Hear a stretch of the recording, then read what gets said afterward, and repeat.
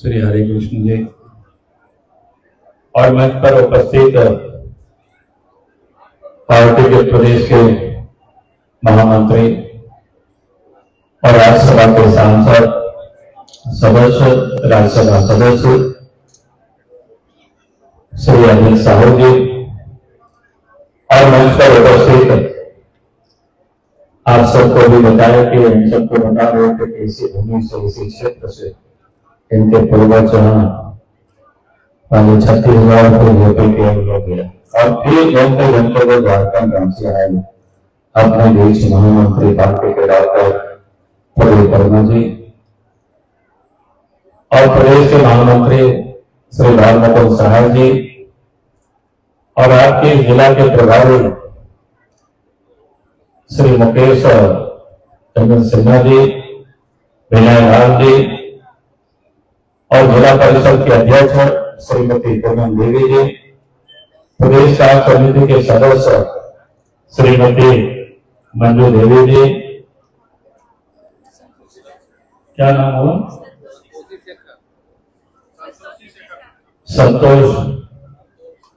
संतोषी शेखर जी, जिला परिषद के सदस्य और मंच पर एवं उपस्थित पार्टी के तमाम अभय सिंह चेवल जी, राजधानी सिंह यादव जी और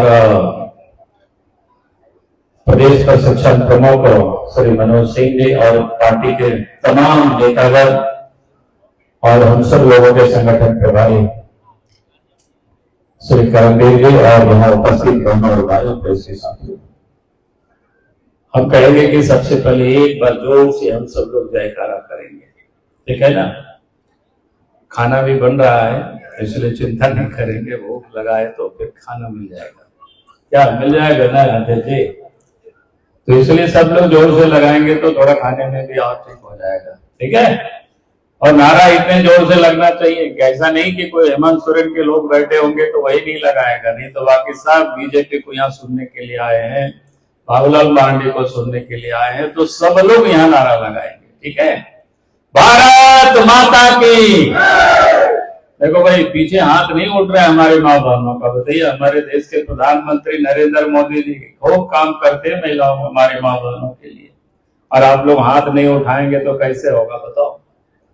हाँ चलिए, भारत माता की, भारत माता की। अरे माइक से बोल दो, भारतीय जनता पार्टी जिंदाबाद, भारतीय जनता पार्टी जिंदाबाद, नरेंद्र मोदी जिंदाबाद, नरेंद्र मोदी जिंदाबाद। चलिए बहुत बहुत धन्यवाद आप सबको। मैंने इसलिए आप सबको देश के प्रधानमंत्री के नाम से जिंदाबाद कराया कि हम सबको याद रखना चाहिए कि जब 2014 में देश के प्रधानमंत्री नरेंद्र मोदी जी बने तो बनते ही उन्होंने कहा कि नहीं, हमारी सरकार गरीबों को समर्पित रहेगी, गांव को समर्पित रहेगी, किसानों को समर्पित रहेगी, मजदूरों को समर्पित रहेगी और मां बहनों को समर्पित रहेगी।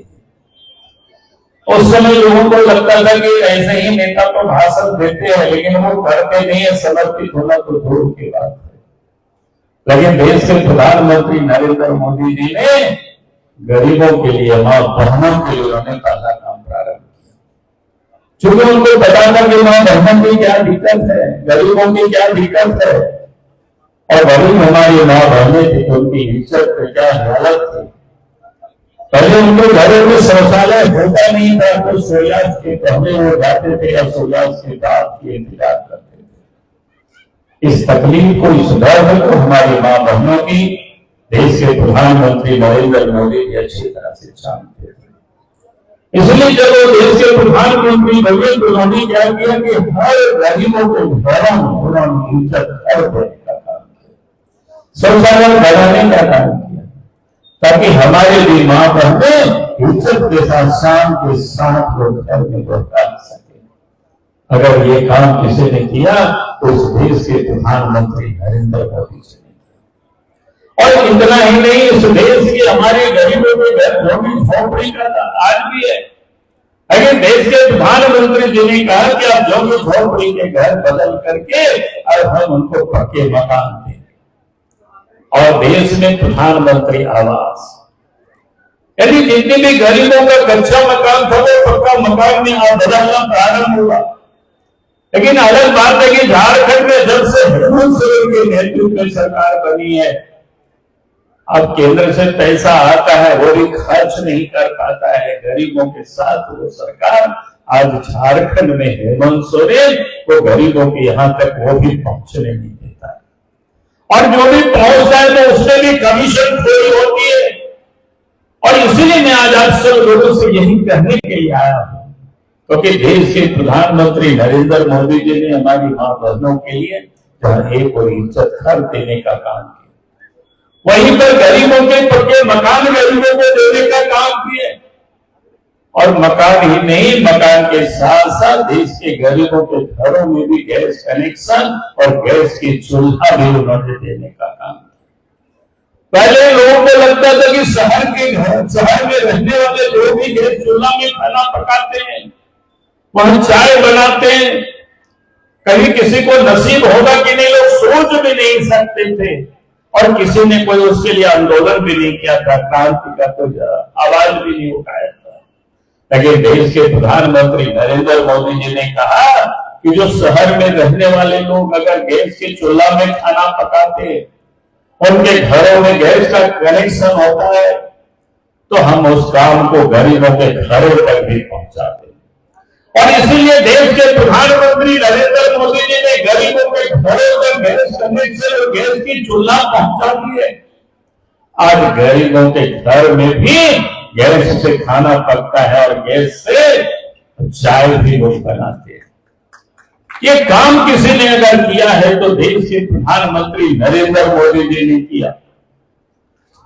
लोग कह रहे थे कि महंगाई है, गैस का दाम बड़ा बढ़ गया। अगर देश के प्रधानमंत्री नरेंद्र मोदी जी ने पिछले दिनों जब रक्षाबंधन का दिन था, देश के मां बहनों को उन्होंने बड़ी सौगात दी। उन्होंने देश के मां बहनों के लिए रसोई गैस में 200 रुपये की सब्सिडी उन्होंने दिया, और जिन मां बहनों ने उजाला योजना के तहत गैस कनेक्शन लिया था उनको तो पहले से 200 रुपया मिल रहा था, फिर रक्षाबंधन के दिन 200 रुपया उन्होंने सब्सिडी दिया, यानी 400 रुपया की सब्सिडी उन उजाला योजना से जुड़े हुए मां बहनों को गैस कनेक्शन में उनको सुविधाएं। तो देश के प्रधानमंत्री गांव गरीब किसान मजदूरों की वो चिंता करते। आप याद करिए जब देश के प्रधानमंत्री नरेंद्र मोदी जी बने तो उस समय क्या होता था, लोग देश में बैंकों का राष्ट्रीयकरण तो श्रीमती गांधी के जमाने में हो गया था, लेकिन गरीब तो बैंक तक पहुंच नहीं पाता था, तो उनका खाता वो नहीं खोलता था, चौक के अंदर वो घुस नहीं पाते थे। लेकिन देश के प्रधानमंत्री नरेंद्र मोदी जी जब बने तो गरीबों का भी जन धन खाता उन बैंकों में उन्होंने खुलवा दिए। पैसा नहीं था तो बिना पैसा से भी खुलवा दिए। उस समय लोगों ने मजाक उड़ाते थे कि भाई आप तो पैसा गरीबों के पास है नहीं, तो इस बैंक खाते का क्या काम आएगा। लेकिन देश के प्रधानमंत्री नरेंद्र मोदी जी ने वो तय कर रखा था कि देश में जितनी भी प्रकार की गरीबों को जो सहायता मिलती है या सब्सिडी मिलता है, अनुदान मिलता है, अब सीधा बैंक के खातों में पैसा जाता है।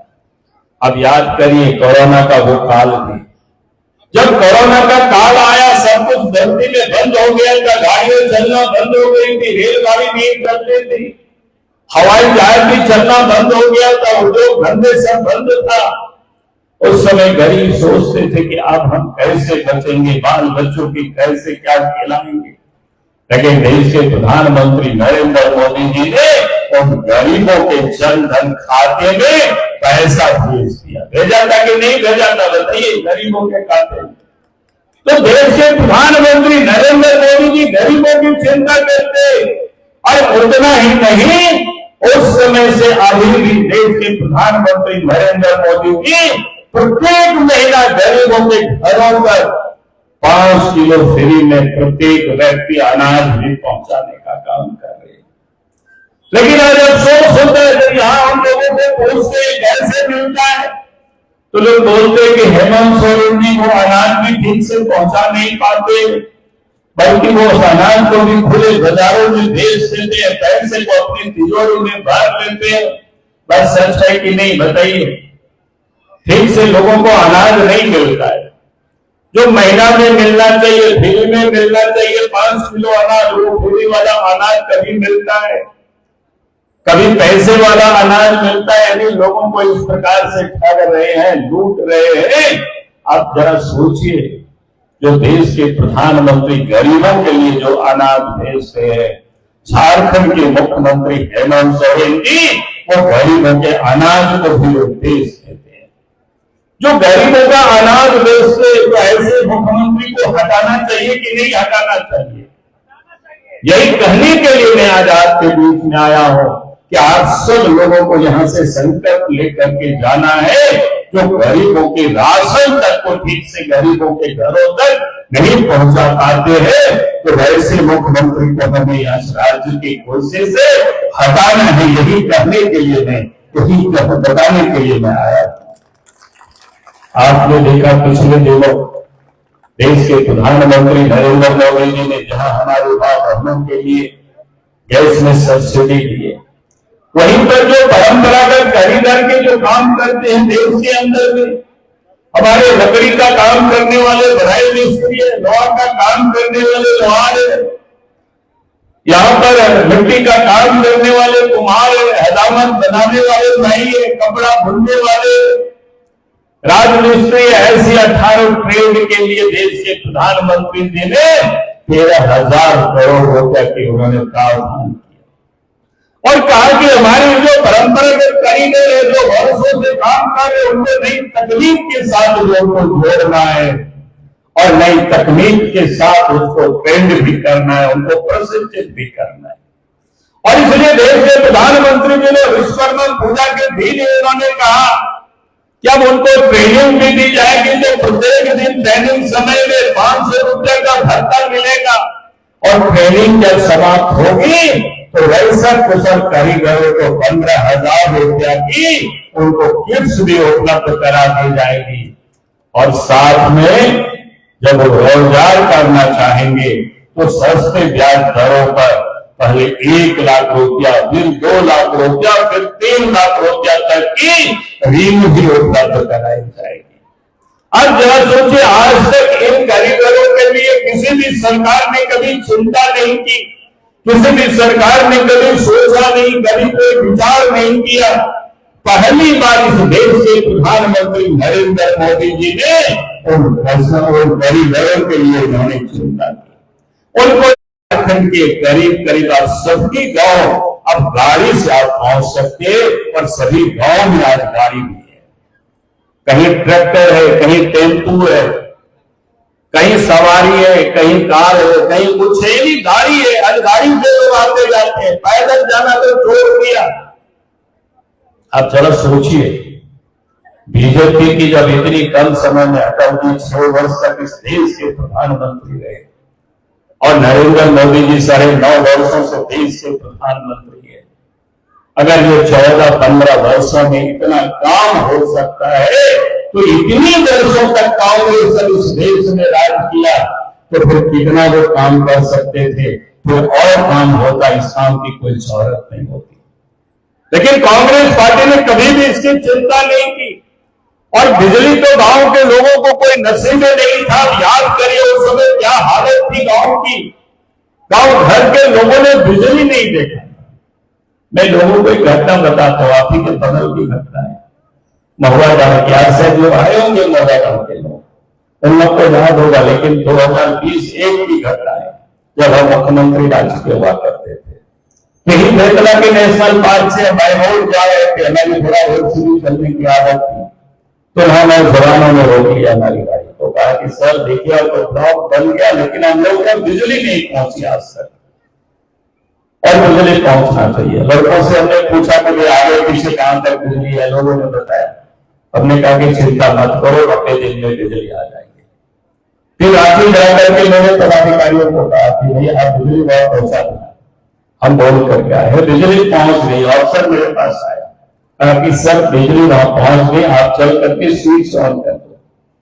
हम फिर हेलीकॉप्टर से आए, महुआ होते फिर नौजवानों ने किया, कहा कि हम लोग की बात सुन लीजिए। हमने कहा कि देखो भाई, बिजली पहुंच के स्विच ऑन करके आपके घर घर मीटर वहां भी बिजली पहुंच जाएगी और आप लोग स्विच को ऑन कर लीजिएगा, चिंता मत करना। बोला कि नहीं, हम लोग की बात सुन लीजिए। एक आदमी केवल सुनना गया, हमको लगा कि शायद पदाधिकारी लोगों ने बड़ा लापरवाही किया होगा, कहीं तार छोड़ दिया होगा जो भी, तो वहीं से छू करके कोई मर हो गया होगा, लग गया होगा। हमने कहा कि बताओ कैसे मरा? तो लोगों ने कहा कि सर बिजली आई तो खम्भा में चढ़ करके देख रहा था, छू करके बिजली कैसा लगता है, अब उसमें लग गए। अब बताओ, आजाद भारत में ब्लॉक हेडक्वार्टर, वो भी महुआ जैसा ब्लॉक, जहां लोग बोलता है कि सलामू प्रबंधन का सबसे शिक्षित ब्लॉक है, वहां से कई ऑफिसर निकले, कई पदाधिकारी बने, रिटायर हुए, लेकिन वहां तक बिजली नहीं पहुंची थी। आप सोचिए, जिन लोगों ने 50 वर्षों तक इस देश में राज किया, प्रदेशों में राज किया, और तक बिजली नहीं पहुंचा सकता, और बीजेपी की सरकार बनी तो ब्लॉक हेडक्वार्टर की बात छोड़ दीजिए, अब झारखंड की गांव गांव तक बिजली पहुंची है कि नहीं पहुंची है? बताइए। पहले क्या स्थिति होती थी? करासन तेल के लिए लड़ाई होती रहता था, नेताजी को लोग परेशान करते थे, हम लोग कहा कहीं भी जाते थे, बोलते थे कि आप यहाँ करासन तेल बाजार में बिकवा दीजिए, तो वो डीलर करासन तेल नहीं देते हैं ठीक से। लेकिन आपको करासन तेल की चर्चा ही लोग भूल गए कि नहीं भूल गए? बताइए। कोई आप याद भी नहीं करता है कि करासन तेल कहाँ आता है, कहाँ जाता है कि नहीं आता है, ये भी आप नहीं करते, जरूरत ही नहीं है। तो देश के प्रधानमंत्री नरेंद्र मोदी जी ने कहा कि जो बिजली अगर डाल्टनगंज के लोगों को मिलता है तो लातेहारा और बारवानी के गांव के लोगों को भी वो बिजली हम पहुंचा देंगे, वो सुविधा हम पहुंचा देंगे। ये है बीजेपी की सरकार। और इसीलिए मैं आज आप सब लोगों से यही कहने के लिए आया हूं कि आपके गांव तक सड़कें पहुंची, आपके घरों तक बिजली पहुंच रही है, नदी नाला में पुल पुलिया बन रहा है, ताकि लोगों को कोई दिक्कतें नहीं हो, किसानों के खाते में सरकार पैसे भेज रही है ताकि किसान के सम्मान के साथ वो काम कर सके। लेकिन दुर्भाग्य है, झारखंड प्रदेश में पलामू जैसे क्षेत्र में 2-2 वर्षों से अकाल और सुखाड़ पड़ रहा है, लेकिन सरकार को उसकी चिंता नहीं। जब धान होता है बेचते हैं तो उसके भी पैसा 1-1 साल 2-2 साल देने में लगा देते हैं। बीमा का तो पैसा किसानों को मिलता ही नहीं है, उसकी सरकार को कोई चिंता नहीं है। सिर्फ उनको क्या चिंता है? अपने कमाने की चिंता में वो लगे रहते। तो ये हालत है। और आज मोदी जी ने और क्या काम किया, याद करिए, कितना आसान कर दिया, सरल कर दिया। पहले क्या होता था, पलामू के लोग भी बाहर में बहुत काम करने जाते, पहले पतिदेव बाहर में काम करते थे, मोबाइल से बात करते थे, पत्नी बात करते थे, बाल बच्चों के बारे में हाल चाल बताते थे, तो पतिदेव कहते थे कि इतना ही बात करो, पैसा कट जाएगा, बहुत पैसा कट जाता है, बोलता था कि नहीं लोग। लेकिन नरेंद्र मोदी जी देश के प्रधानमंत्री बने, मोबाइल कितनी सस्ता हो गया। आप 200 टका में भर दीजिए, जितना बात करना हो बात करिए।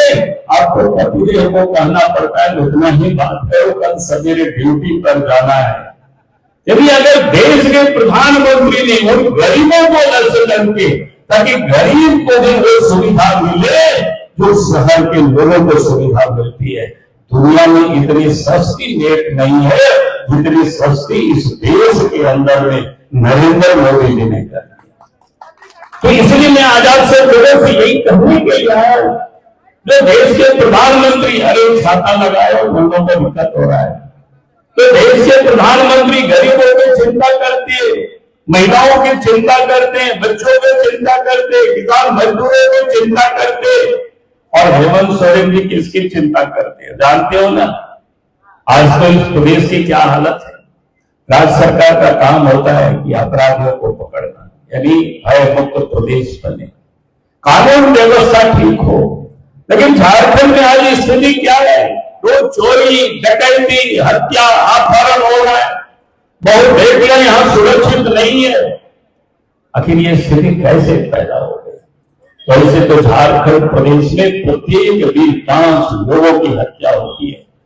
ये झारखंड सरकार के गृह विभाग में का वेबसाइट से आप खोलेंगे तो आपको ये मिलेगा जो मैं बोल रहा हूं। लेकिन उसमें से मैं ये घटना बता रहा हूं कि 6 महीनों के अंदर में 23 व्यापारियों की हत्या हुई। उन 23 व्यवसायियों की हत्या हुई तो वो 23 व्यवसायियों ने, उनमें से 9 व्यवसायी ऐसे थे जो पुलिस प्रशासन को लोगों ने खबर किया था कि हमारी जान को खतरा है, हमें सुरक्षा दी जाए, हमारी सुरक्षा की व्यवस्था की जाए। लेकिन इस देश के, इस राज्य के जो मुख्यमंत्री हेमंत सोरेन जी है, यहाँ की पुलिस प्रशासन है, उन 9 लोगों को अगर सुरक्षा दी होती तो आज शायद उन व्यवसायियों की जान बच जाती। यहाँ पर इस झारखंड प्रदेश में जो व्यवसायी झारखंड के विकास में योगदान करके उनकी सुरक्षा को नहीं कर पाते, लेकिन जो झारखंड के बालू को लोग लूटते हैं, पत्थर को लोग लूटते हैं, लोहा को लोग लूटते हैं, कोयला को जो लोग चोरी करते हैं और जो यहाँ की जमीन को लूटते हैं, सरकार में जो लोग दलाली का काम करते हैं, वैसे दलाल और बिचौलियों को हेमंत सोरेन ने AK-47 दे करके सुरक्षा में अंग रक्षक को लगा रखी है। पिछले दिनों आप सबने अखबार में पढ़ा, हिंदी वालों ने जब छापा मारा था तो कोई 50 साल तक के व्यक्ति उनके घर से AK-47 को मिला और वे दो AK-47 किसका था? मुख्यमंत्री के सुरक्षा में जो कांस्टेबल लगे हुए थे उन सुरक्षा कर्मियों का उनके पास था। अर्थात जो इस राज्य की दलाली करता है, इस राज्य को जो लूटता है, उनकी सुरक्षा में हेमंत सोरेन जी ने 2 AK-47 दे करके सुरक्षा कर्मी को लगा रखे थे कि इनकी सुरक्षा की जाए और उन व्यवसायियों की उन्हें सुरक्षा दी थी। और इसलिए मैंने हेमंत सोरेन जी से कहा है कि भाई आप इसको CBI से जांच कराओ। CBI से जांच कराने में डरते हो तो SIT गठित करके आप जांच करा देना और जो भी पुलिस अफसर दोषी होंगे उनके ऊपर कार्रवाई करो। अगर आपने उस पर कोई कार्रवाई नहीं किया तो जिस दिन इस प्रदेश में BJP के नेतृत्व में सरकार बनेगी तो पूरे मामलों को जांच करा दिया जाएगा और फिर जो भी दोषी होंगे, चाहे कितने भी बड़े पुलिस पदाधिकारी हो, उनके ऊपर कार्रवाई की जाएगी। जब तक आप उसके ऊपर जवाबदेही आप तय नहीं करेंगे तब तक इस राज्य में अपराध नहीं रुक सकता है। और इसीलिए मैं आप सब लोगों से यही कहने के लिए आया हूं, वे अपराध मुक्त झारखंड को बनाने। आज क्या स्थिति है? हम तो लोगों से पूछते हैं कि नहीं बताओ आखिर ऐसा स्थिति क्यों पैदा होगी? अपराधी वे खौफ हो करके अपराध कर रहे हैं। अगर डरे हुए हैं तो झारखंड प्रदेश की जनता डरी हुई है। आखिर ये परिस्थितियां क्यों पैदा हुई? जब इस प्रदेश में मुख्यमंत्री बाबूलाल मरांडी होते, अर्जुन मुंडा मुख्यमंत्री होते, रघुवर दास मुख्यमंत्री होते तो अपराधी खौफ खाते थे। अपराधी झारखंड छोड़ करके भागते फिरते हैं, छूटते हैं। लेकिन हेमंत सोरेन की आते ही जेल और कांग्रेस की सरकार बनते ही आखिर अपराधी अपराध में लग जाते हैं। आखिर क्या कारण है? तो लड़के लोगों ने आकर के मुझे बताया कि सर हेमंत सोरेन के राज्य में पुलिस का काम पुलिसिया काम नहीं करता है पुलिस वाले। हमने कहा कि करता क्या है? उन लोगों ने बताया कि सर पुलिस का काम तो अपराधियों को पकड़ना, चोरों को पकड़ना, गुंडों को पकड़ना, उनको जेल में डालना, उनको सजा दिलाना। लेकिन हेमंत सोरेन जी तो पुलिस को क्या कर रखे हैं, सड़क के किनारे में खड़े रहते हैं, बालू के ट्रैक्टर को देखते हैं और उसको पकड़ लेते हैं। हरा नोट दीजिए तो छोड़ देते हैं, नहीं तो आप कौन से जेल करा दीजिए। बात सही है कि नहीं भाई बताओ? अगर हम झूठ बोल रहे हैं, लेकिन हमको सवेरे सवेरे में बेतला गेस्ट हाउस में पलामू वाले आए थे हमसे मिलने, तो लोगों ने तो और बताया कि हम आगे कोई जान नहीं रहे। हम लोग पूरा पलामू निकल कर आज बता रहे हो तुम लोग। बोला कि हम लोग बता नहीं पाए। बोला कि आप ट्रैक्टर से तो कोई बालू लेकर के लोग नहीं जाता है, आप मोटरसाइकिल से और साइकिल से बालू लेकर के लोग जाते हैं। लेकिन मोटरसाइकिल वालों को भी पकड़ते हैं तो 30,000 रुपया मांगते हैं और साइकिल वालों से भी 5 से 10,000 रुपया वसूल करते हैं। बात सही है कि झूठ है? बताओ। तो ये हालत है, बताइए पुलिस का यही सब काम है क्या? पुलिस का काम तो चोरों को पकड़ना, लेकिन पुलिस को हेमंत सोरेन ने लगा दिया वसूली में, और वसूल करके पैसा उनको लोग देते हैं। हमने तो विधानसभा में हेमंत सोरेन जी को कहा था कि भाई आप झारखंड की नदी नाला के बालू को आप अगर चाहते हो कि पैसा आगे खजाना में, इतना ही अगर झारखंड की स्थिति खराब है तो आप कम से कम अविलंब उसको नीलाम कराइए। कम से कम पुलिस वाले तो लोगों को तंग नहीं करेगा और नीलामी हो जाएगी तो फिर लोग खरीद पाएगा, सस्ते दरों पर खरीद पाएगा, सम्मान के साथ अपनी घर और मकान बनाएगा। बालू को चोरी छोपी क्यों लाएगा? अगर आपने, जब तक आप ऑक्शन नहीं करते, नीलामी नहीं करते, तो हमने कहा था कि तब तक झारखंड में निर्माण का जितनी भी प्रकार का काम होता है, चाहे वो प्रधानमंत्री आवास हो, चाहे वो व्यक्तिगत भी कोई निर्माण का काम हो, तो आप बालू को आप फ्री कर दीजिए। और बॉर्डर पर आप चेक पोस्ट लगा दीजिए, यूपी के बॉर्डर में लगा दीजिए, बिहार के बॉर्डर में लगा दीजिए, बंगाल के बॉर्डर में लगा दीजिए, छत्तीसगढ़ के बॉर्डर में लगा दीजिए, ताकि यहां से कोई बाहर ले जाएंगे बालू तो उनको वहां पुलिस पकड़ लेगी। लेकिन यहां उल्टा होता है, बाहर तो सबके सब बालू जाता है, लेकिन यहां बालू आप कोई भी लेके जाएंगे तो लोग पकड़ता है। हमने कहा कि हेमंत जी, जब झारखंड राज्य बना था तो राज्य बनने के खुशी में हम लोगों ने बालू को पूरी तरह से फ्री कर दिया था और कोई पुलिस वाले नहीं पकड़ते थे, आपको सबको याद है। और 2013 तक बालू घाट पूरी तरह से फ्री था, किसी को कोई पकड़ने वाला नहीं था। ये बालू की लूट कब से प्रारंभ हुई? जब 2013 में अर्जुन मुंडा को हटा करके हेमंत सोरेन जी कांग्रेस के सहयोग से मुख्यमंत्री बने। क्या हो गया जी? कोई बात। और कांग्रेस के साथ मिलकर के जब वो मुख्यमंत्री बने तो फिर उन्होंने मुंबई से और दिल्ली से बालू लुटेरों को लेकर के आया, और उस वक्त से ये बालू की तस्करी प्रारंभ हुई। उसी समय से ये बालू में लूट शुरू हो गई। और इसीलिए मैं आज आप सब लोगों से यही कहने के लिए आया हूं कि इस झारखंड में अगर ये हेमंत सोरेन जी रहेंगे तो नदी नाला का बालू तो सब लूट ही जाएगा और इस झारखंड के लोगों के लिए कुछ भी नहीं बचेगा। और इसलिए मैं आप सब लोगों से यही कहता हूं, अपराध मुक्त झारखंड बनाने का संकल्प लेकर के यहां से जाना है। और दूसरी समस्या भ्रष्टाचार की। अब यहां भ्रष्टाचार, आप सरकारी दफ्तरों में जाएंगे, बिना पैसा से कोई काम नहीं होता है। चाहे वो जाति प्रमाण पत्र हो, आय प्रमाण पत्र हो, आवासीय प्रमाण पत्र हो, यहां तक कि अगर मृत्यु प्रमाण पत्र भी बनाना होता है तो आपको पैसा लगता है कि नहीं लगता है? बताइए। तो ये सब जगह यही हालत है। और इसलिए मैं लोगों से कहता हूं, बहुत सारे लोग कहते हैं कि भ्रष्टाचार समाप्त होगा कि नहीं होगा। हमने कहा कि भाई समाप्त होगा। हम लोगों ने प्रैक्टिकल किया है कि अगर देश में इस राज्य की सत्ता में बैठे हुए लोग पैसा लेना बंद कर दे और विकास योजनाओं में कमीशन देना बंद कर दे, फिर अफसरों की मजाल नहीं होगी कि किसी गरीब से पैसा वसूल करे। लेकिन झारखंड में क्या हो रहा है? आप 2 दिन पहले अपने अखबार में पढ़ा होगा, यहां तो दलाल लोग सरकार को चलाते हैं और दलाल लोगों ने कई नए नए शब्द का लोगों ने इजाद किया है। फॉल क्या कहते हैं? फाइल का मतलब होता है लाख टका। बोला 10 फाइल तैयार हो गया, तैयार हो गया। कोड वार्ड में लोग लिखते थे और बात करते थे आपस में। ईडी वालों ने पकड़ा उसको, अखबार में फिर छपा। फाइल का मतलब 10 लाख, 10 फाइल तैयार है यदि 10 लाख, 20 फाइल तैयार है 20 लाख, 50 फाइल तैयार है 50 लाख, यानी फाइल का मतलब लाख।